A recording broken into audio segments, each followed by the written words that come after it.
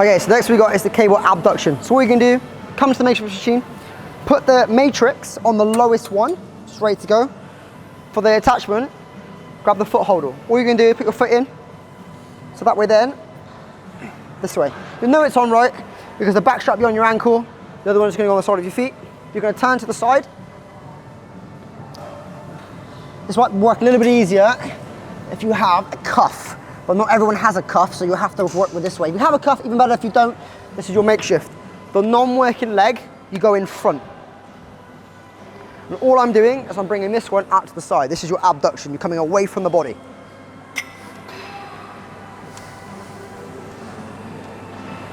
Change the weight. Same again.